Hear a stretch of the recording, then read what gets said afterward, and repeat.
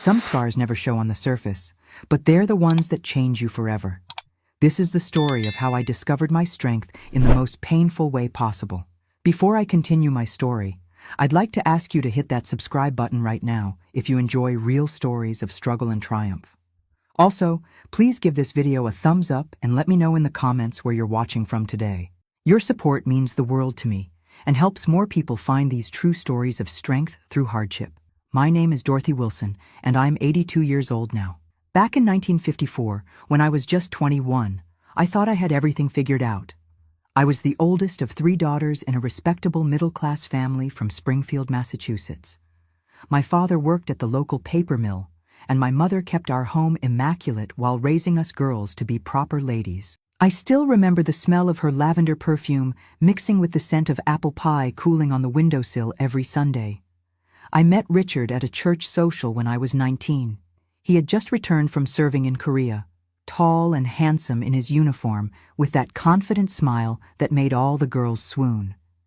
But he chose me. Richard Thompson was going places, smart, ambitious, with a business degree thanks to the GI Bill. When he proposed after just 6 months of courtship, I didn't hesitate. My mother cried tears of joy as she helped me into my wedding dress, whispering that I had caught the best fish in the pond. Our wedding was the social event of the spring of 1952.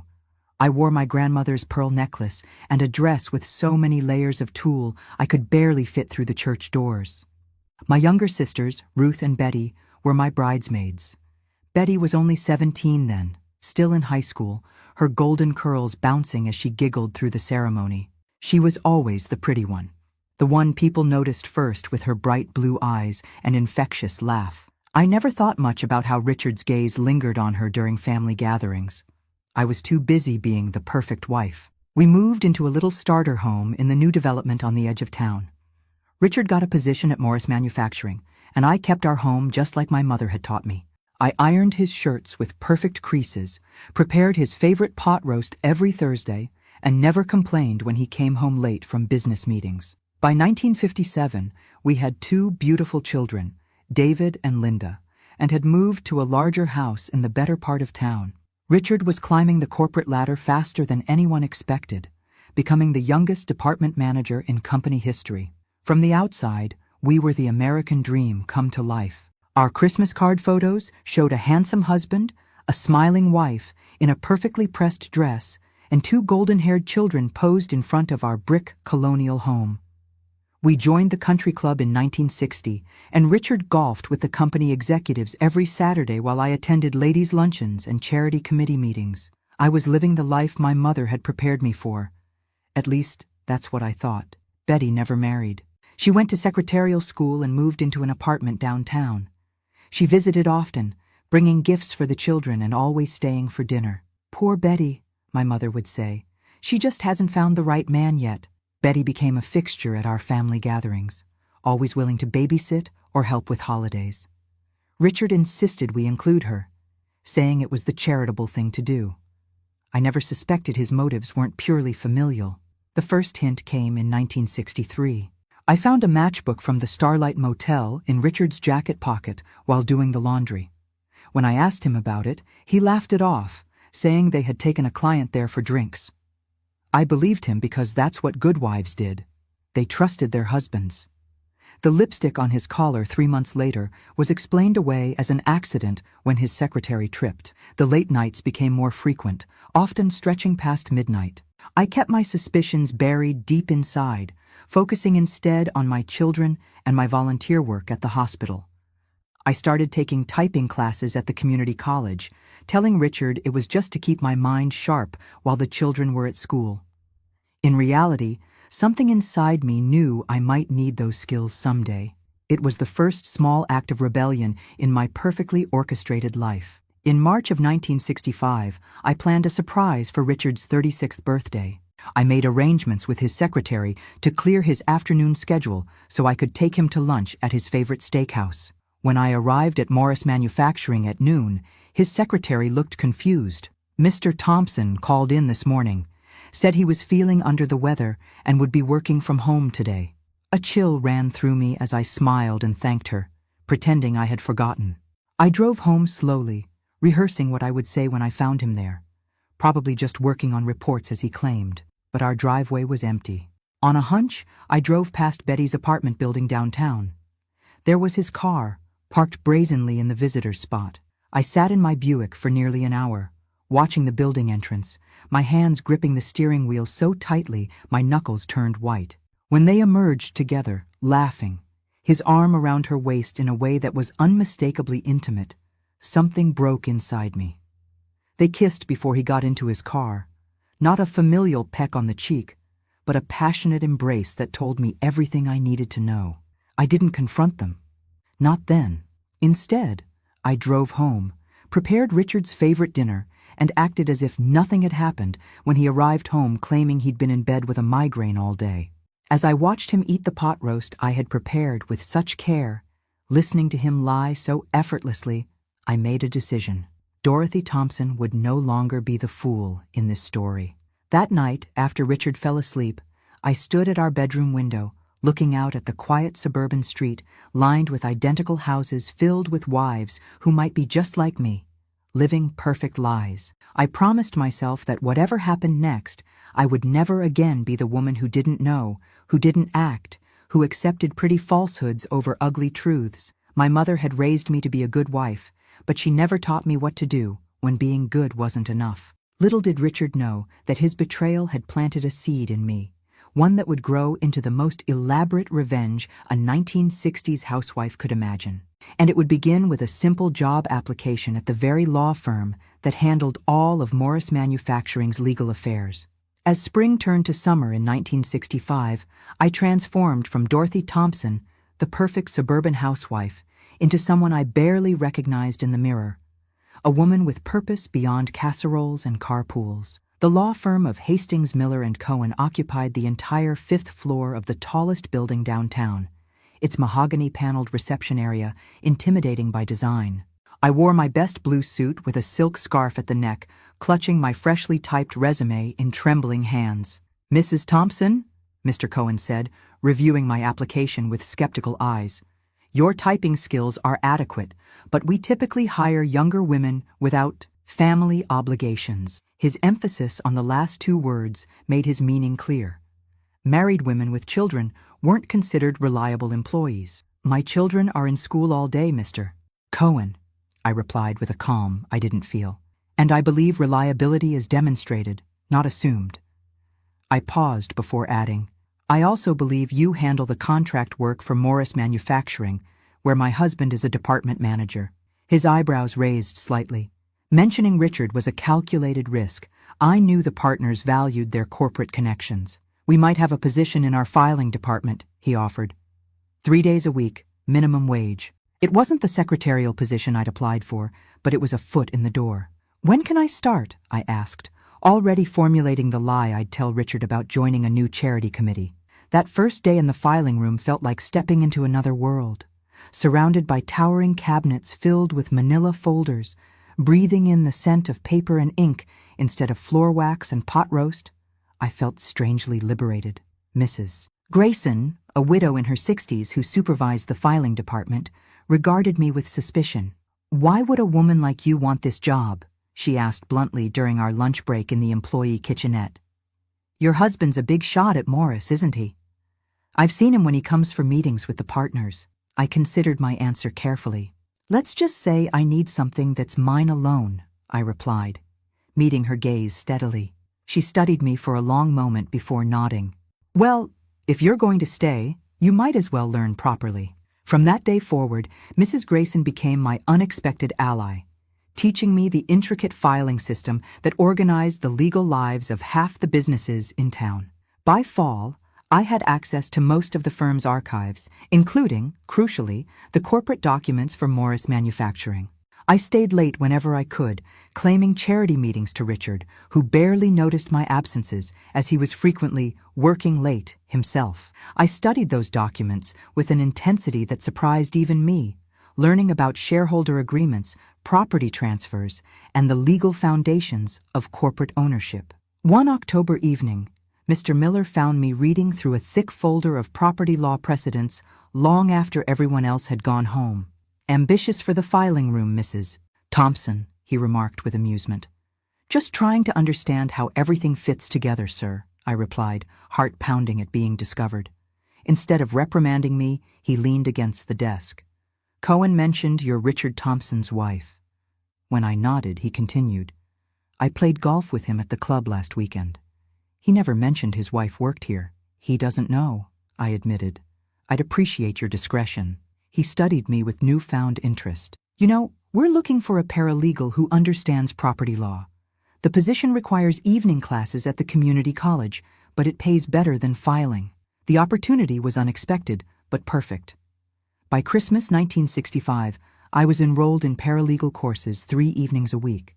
To Richard, I had joined the hospital board and a literacy program for underprivileged children, excuses for my frequent absences that played to his vanity about having a charitable wife. He boasted about my volunteer work to his colleagues, even as he spent those same evenings with my sister. Betty's betrayal cut deeper than Richard's. She visited our home every Sunday for dinner, playing with my children, accepting my hospitality while looking me in the eye, and lying. Sometimes I caught them exchanging glances across the table, their secret communication a language I wasn't meant to understand. Each smile they shared fueled my determination. At the law firm, I flourished. The paralegal position gave me access to the mechanics of wealth and property, how assets could be transferred, how ownership could be hidden or revealed. Mr. Miller became something of a mentor, impressed by my quick grasp of legal concepts and meticulous attention to detail. You have a natural mind for this work, he told me after I helped organize a particularly complex property transfer. Most paralegals take years to develop your level of understanding. What he didn't know was that I studied each night after Richard fell asleep, poring over legal textbooks by flashlight like a spy learning enemy codes.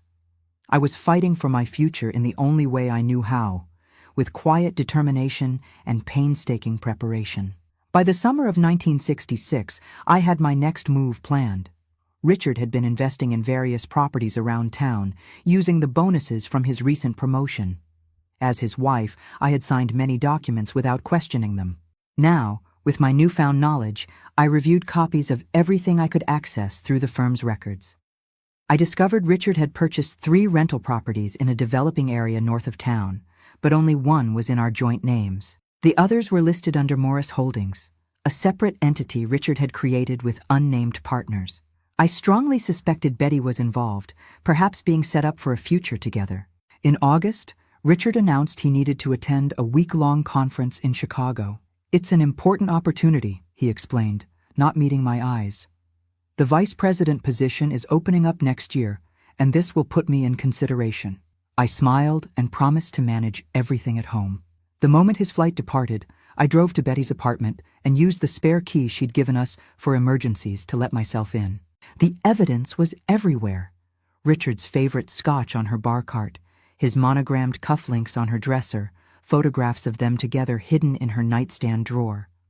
One showed them at the Starlight Motel, dated 3 years earlier. The betrayal had been going on far longer than I'd imagined. I didn't take anything or leave any sign of my visit. Instead, I drove to the county records office and requested copies of all documents related to Morris Holdings. The clerk, a woman about my age named Judith, looked apologetic. Those records require a court order or owner's consent to access, she explained. I leaned closer. Judith, my husband created that company, possibly with my sister, while they've been having an affair for years. I have 2 children to protect. It was the first time I'd spoken the truth aloud to anyone. Her expression shifted. The records room closes at 5, she said quietly. I take my break at 4:30. The M section is 3rd shelf from the bottom, row 14. That afternoon changed everything. Morris Holdings wasn't just for rental properties. It was where Richard had been channeling significant portions of his income, presumably to build a life with Betty that didn't include me. But he had made one critical mistake. On the original incorporation documents, filed before their affair began, he had listed me as a 40% owner, likely to avoid certain tax implications. Armed with this knowledge, I made an appointment with Mr. Miller, not as an employee, but as a client. When I showed him what I'd found, he whistled softly. Dorothy, are you sure you want to pursue this? He asked. These matters often get messy, especially with family involved. I've been living in mess for years without knowing it, I replied. I'd rather face it consciously now. Throughout fall and winter of 1966, I worked with Mr. Miller to methodically document everything. We traced money movements, property acquisitions, and evidence of the affair. Meanwhile, at home, I maintained the perfect facade, hosting Richard's business associates for dinner, attending company functions on his arm, and even inviting Betty for holidays. By early 1967, Richard was on the verge of his vice president promotion, completely unaware that his wife now understood every aspect of his financial life, and had begun strategically rearranging it. Using my legal position and the 40% ownership of Morris Holdings, I quietly initiated transfers that would eventually consolidate assets under my control. "You're playing a dangerous game," Mrs. Grayson warned me one afternoon after observing my focused determination. "Men like your husband don't lose gracefully." "This isn't a game," I replied, looking up from the document I was preparing. "It's survival." What Richard and Betty never understood was that I wasn't just fighting for money or property. I was reclaiming my dignity piece by piece, document by document. In their arrogance, they believed I was too simple, too devoted to my role as wife and mother, to comprehend their deception. Their underestimation would be their downfall. As winter melted into spring of 1967, I finalized my preparations. Richard's 38th birthday was approaching in March, traditionally celebrated with a party at our home for colleagues and friends. This year, I planned something special. It would be a gathering no one would forget, least of all my husband and my sister. March 15, 1967, dawned bright and clear, a perfect spring day that gave no hint of the storm I was about to unleash. Richard's 38th birthday celebration was scheduled for 7 o'clock that evening. I'd invited 30 guests, his colleagues from Morris Manufacturing, our neighbors, friends from the country club, and of course family, including Betty. I spent the day preparing with unusual care. The house gleamed from top to bottom. Fresh flowers adorned every room.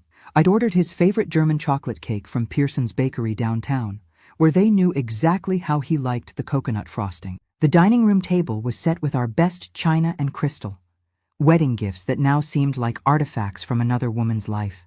At 5 o'clock, I stood before my bedroom mirror, applying lipstick with a steady hand.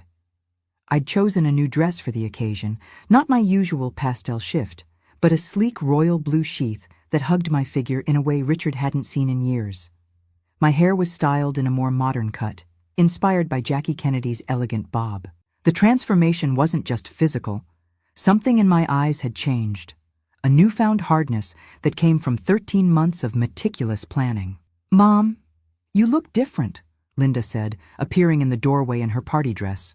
At 12, she was beginning to notice things with a young woman's perception. "Sometimes change is necessary, sweetheart," I replied, adjusting my pearl necklace, the same one I'd worn on my wedding day.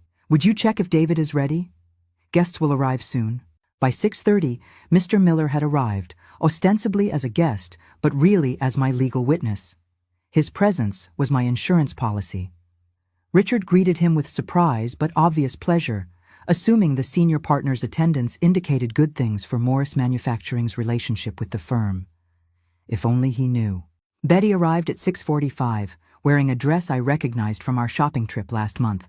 A trip during which she'd pretended to help me select a gift for Richard, while knowing she was the one truly sharing his life. She kissed my cheek and handed me a wrapped package. "You've outdone yourself, Dot," she said, glancing around at the elaborate preparations. "The place looks wonderful." "I wanted everything to be perfect," I replied, my smile never reaching my eyes. "Tonight is special." Richard made his entrance at 7 sharp, fresh from work in his best suit, playing the role of surprised birthday boy, although we'd had this party on the same date for years. He accepted congratulations and handshakes with practiced charm, his arm occasionally brushing against Betty's as they circulated through the crowd separately but in obvious unconscious orbit of each other. Dinner was served at 8. Crown roast with all the trimmings, served by a catering staff I'd hired for the evening, another departure from my usual home-cooked affairs.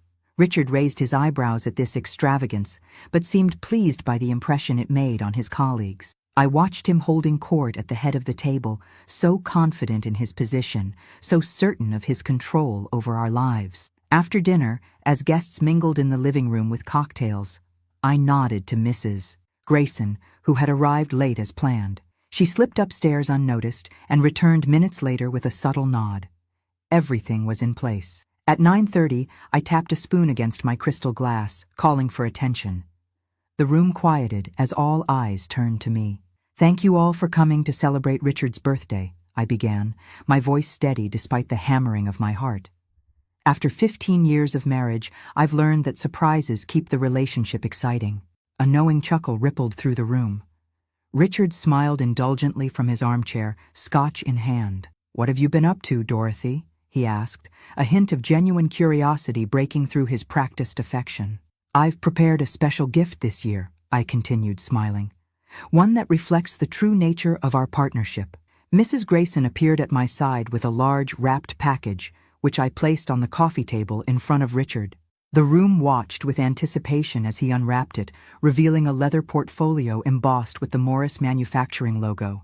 "Open it," I encouraged, as confusion flickered across his face. Inside were documents, dozens of them, meticulously organized with color-coded tabs. His expression froze as he recognized the Morris Holdings letterhead on the first page. "What is this?" he asked, his voice dropping to a dangerous whisper. "Just the paperwork documenting your transfer of controlling interest in Morris Holdings to me," I replied conversationally, as though discussing the weather. "Along with the deed transfers for the rental properties on Maple Street and Oak Avenue." The color drained from his face. Across the room, Betty's champagne glass slipped from her fingers, shattering on the hardwood floor. No one moved to clean it up. All eyes were fixed on the unfolding drama. "There must be some mistake," Richard said, attempting a laugh that sounded more like a gasp. "Dorothy doesn't know anything about business matters." "On the contrary," Mr. Miller interjected smoothly, stepping forward. "Mrs. Thompson has developed quite an expertise in corporate law over the past year. These transfers are completely legitimate, signed by you, notarized, and properly filed." Confused murmurs spread through the room as guests tried to make sense of the situation. Richard flipped frantically through the portfolio, his composure crumbling with each page. "You can't do this," he hissed, low enough that only those closest could hear. "You don't understand what you're doing." "I understand perfectly," I replied, "just as I understand the nature of your business trips and late meetings." I turned to face our audience. "Friends, I apologize for the awkwardness, but since we're all here, family, friends, colleagues, I thought it would be efficient to announce some changes." From my pocket, I removed a small stack of photographs and held them up. "These are copies.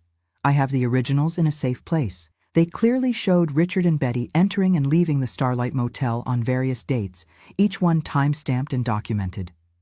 A collective gasp swept through the room. Betty pressed a hand to her mouth, tears welling in her eyes. Richard lunged for the photos, but I stepped back smoothly. "Effective immediately," I continued, my voice ringing clear in the stunned silence. "I will be assuming management of Morris Holdings and its assets.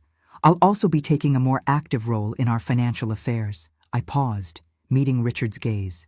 "Including your position at Morris Manufacturing." "What are you talking about?" he sputtered.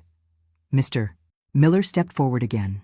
"Mrs. Thompson now controls the 15% stake in Morris Manufacturing previously held by Morris Holdings. Combined with the shares already in her name from your joint portfolio, she now has significant influence with the board." The vice president of Morris Manufacturing, Chester Williams, set down his drink with a thud. "Is this true, Thompson? You've been running a shadow company using corporate connections?" Richard's face contorted with fury as his professional and personal lives imploded simultaneously. He turned to Betty in desperation, but she was already backing toward the door, her mascara streaming down her cheeks. "Dorothy, please," Richard said, his voice dropping to a pleading whisper. "We can discuss this privately. Whatever you want, what I want," I interrupted calmly, "is already in this portfolio, signed, sealed, and delivered." Mrs. Grayson appeared with a birthday cake ablaze with candles, setting it before Richard with grim satisfaction. "Make a wish, Mr. Thompson," she said. "I believe you'll need it." One by one, guests began making awkward excuses to leave. Richard's colleagues avoided eye contact, already distancing themselves from his downfall.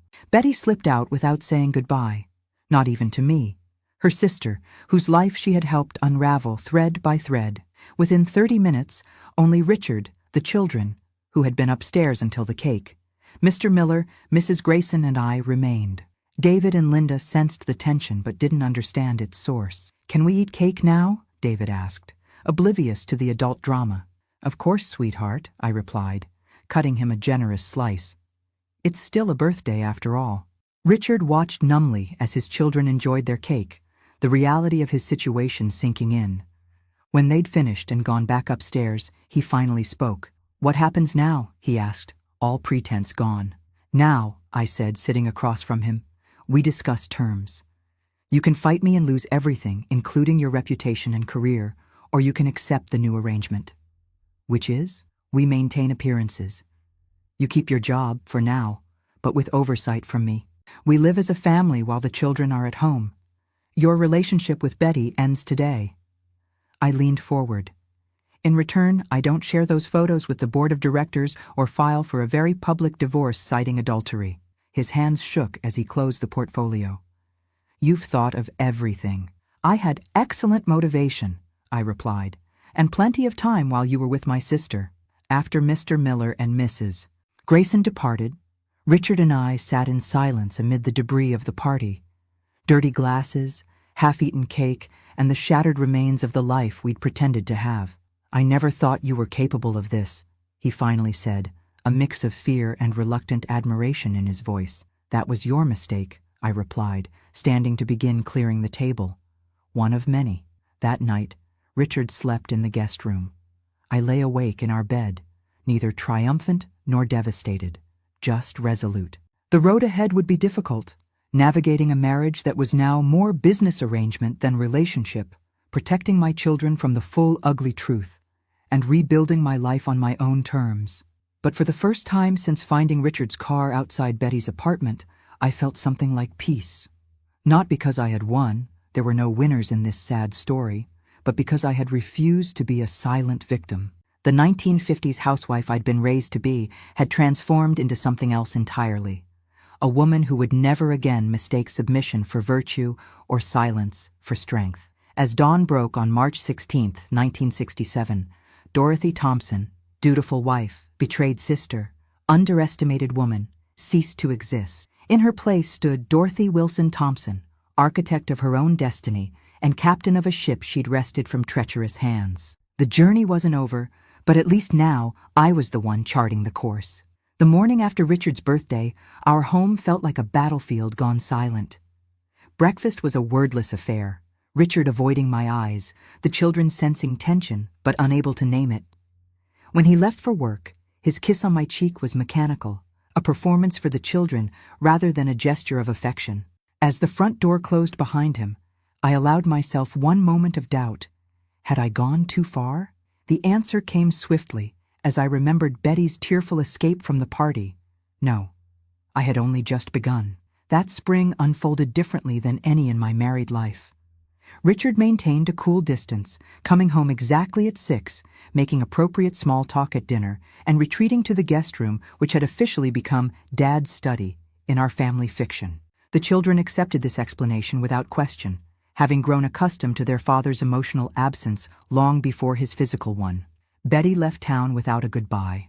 Her apartment was emptied overnight, and a forwarding address filed with the post office led to Seattle, as far from Massachusetts as she could reasonably go. My mother called, confused by Betty's sudden departure. "She said it was a job opportunity," Mom explained, her voice tinny through the telephone line. "But it all happened so fast. Did you two have a falling out?" "Something like that," I replied, unwilling to shatter my mother's world with the truth. She was 72 now. Some burdens were mine alone to carry.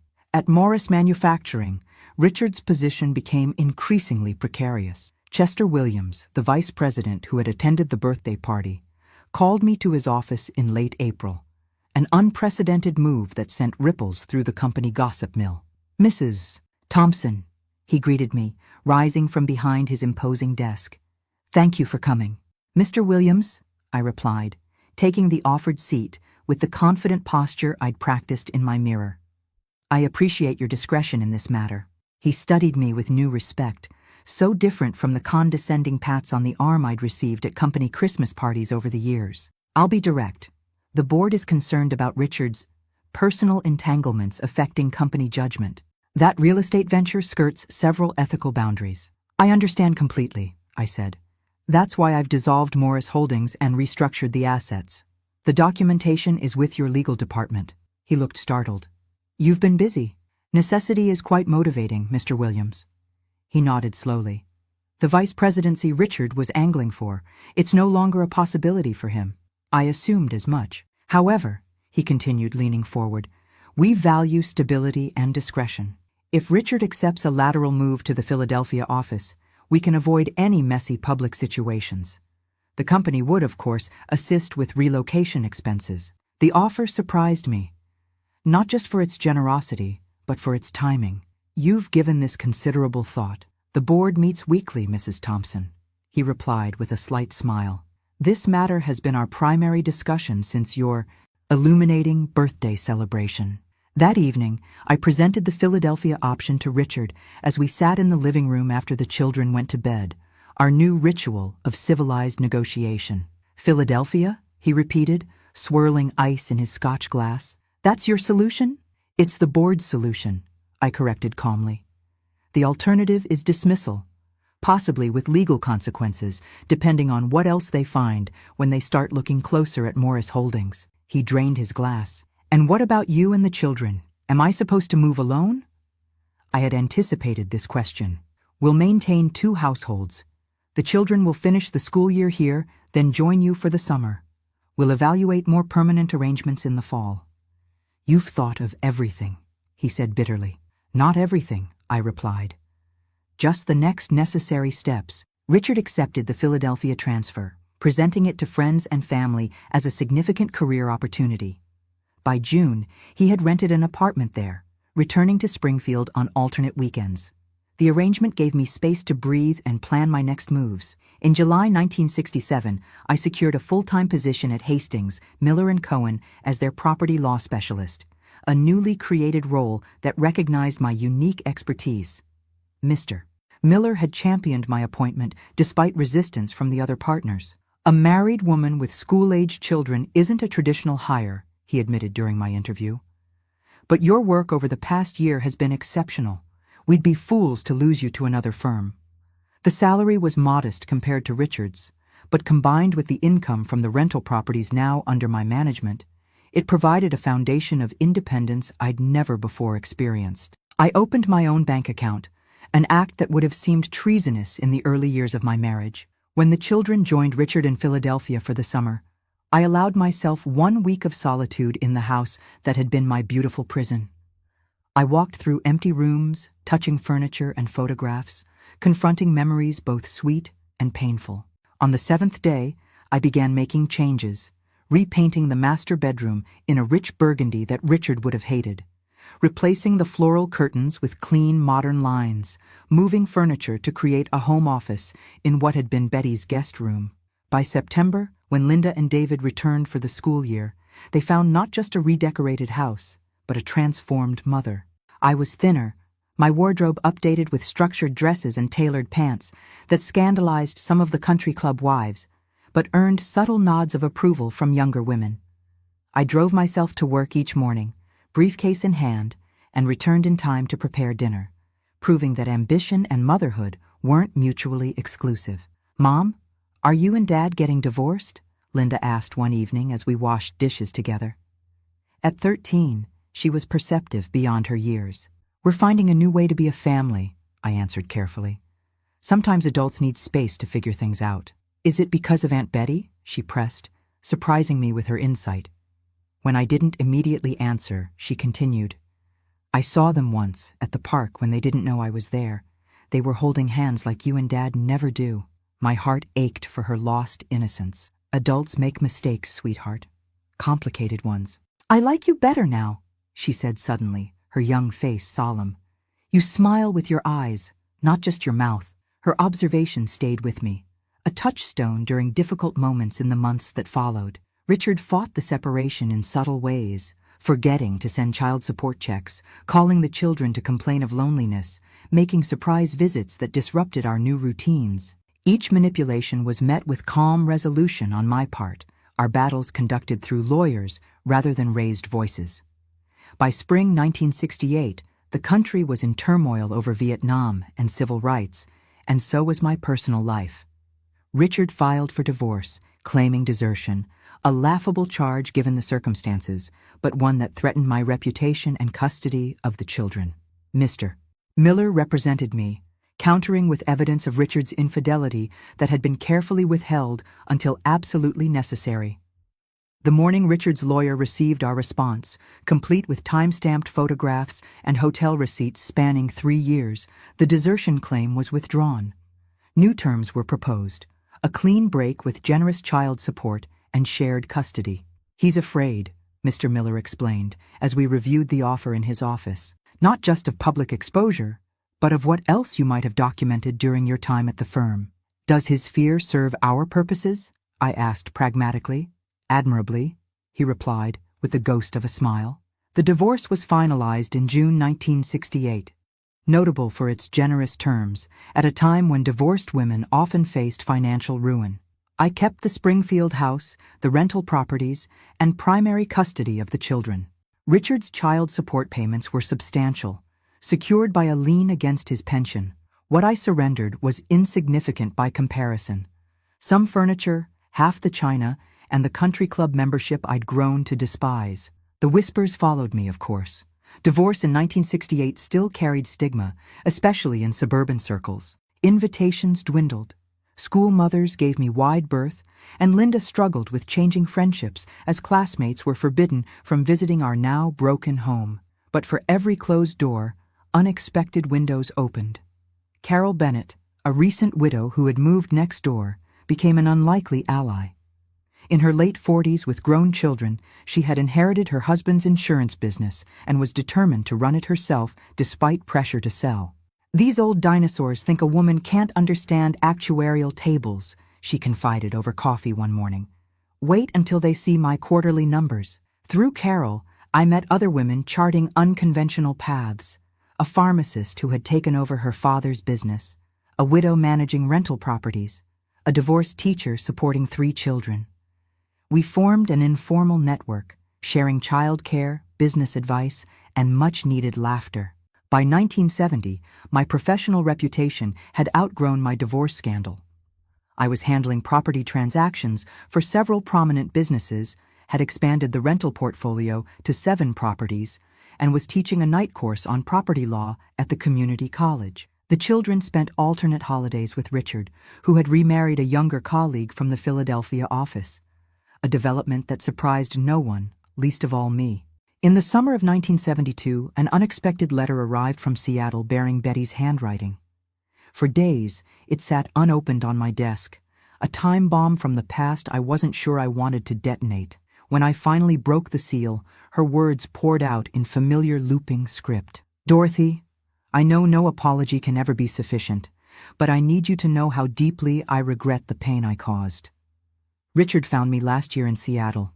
He wanted to restart what we had, even though he was remarried. I refused. Too late, I understood what kind of man he truly is and what kind of woman you are. I don't ask for forgiveness, only that someday you might think of me as something other than the worst mistake of your life. Your sister, Betty." I read it 3 times before placing it in my desk drawer. No response seemed adequate. Forgiveness wasn't a single moment, but a process that might take the rest of our lives. For now, acknowledgement would have to be enough. In December 1973, Chester Williams called with an unexpected proposition. Morris Manufacturing was expanding into commercial real estate and needed someone to oversee their property acquisitions. The irony wasn't lost on either of us. The company that had nearly been Richard's downfall now sought my expertise. "Would it be awkward for you, given the history?" Chester asked cautiously. "History makes for solid foundations when properly acknowledged," I replied. "I'd be interested in discussing terms." By early 1974, at 41 years old, I became Morris Manufacturing's first female executive, Director of Property Development. My office featured large windows overlooking downtown Springfield, a far cry from the windowless filing room where my transformation had begun 9 years earlier. Mrs. Grayson, now retired but still a dear friend, attended the small celebration we held after my first day. "Remember when you said you needed something that was yours alone?" she asked, raising her champagne glass in a toast. "Look at you now. I couldn't have done it without you," I replied sincerely. She shook her head. "No, Dorothy. You had it in you all along. Some women just need the right catastrophe to discover their power." In spring 1975, I received an unexpected invitation to speak at the Springfield Women's Business Association, a group that had pointedly ignored my existence during the divorce. The topic was property investment for women, but the real subject was transformation. As I stood at the podium facing 60 women of varying ages, I saw in their eyes what had once been in mine: uncertainty, hope, determination. "Ladies," I began, "conventional wisdom tells us that security comes from attaching ourselves to successful men. My journey taught me that true security comes only from what you build with your own hands and mind." For the next hour, I shared practical advice on property law and investment strategies, but beneath the technical information ran a more profound message. Catastrophe can become catalyst if you refuse to be defined by what's been done to you. Afterward, a young woman approached me, clutching a notebook filled with careful notes. "Mrs. Thompson, do you think it's really possible for someone like me to do what you've done?" I studied her eager face, seeing echoes of my younger self. "What's your name?" "Margaret," she replied. "Margaret Chen." "Margaret, the world is changing faster than most people realize," I told her. "The question isn't whether it's possible, but whether you're prepared to persist when others say it isn't." She straightened her shoulders slightly. "I believe I am." "Then yes," I said, smiling fully. "It's not only possible, it's inevitable." That night, alone in the home I had reclaimed and remade, I sat at my desk and finally penned a brief reply to Betty's letter from 3 years earlier. "The past has shaped us both. Perhaps someday we can speak of the future instead. Dorothy." The journey from betrayed wife to independent woman hadn't been straight or simple. There were still moments when grief ambushed me, when the children struggled with their divided family, when professional doors remained closed despite my qualifications. But at 42, I had built something no one could take away. Not a husband, not a sister, not even time itself. The unshakable knowledge of my own capacity to rise from ashes. As Dorothy Wilson, at 82, looking back on those transformative years, I can tell you this: sometimes the greatest act of love is the one you finally give yourself. Permission to become the woman you were always meant to be. If my story touched your heart today, please hit that subscribe button and give this video a thumbs up. Your support helps share these real-life journeys with others who might need to hear them. I'd love to know what you thought of my story. Did it resonate with you? Leave a comment below telling me what part of my journey meant something to you. Remember, it's never too late to rewrite your own story.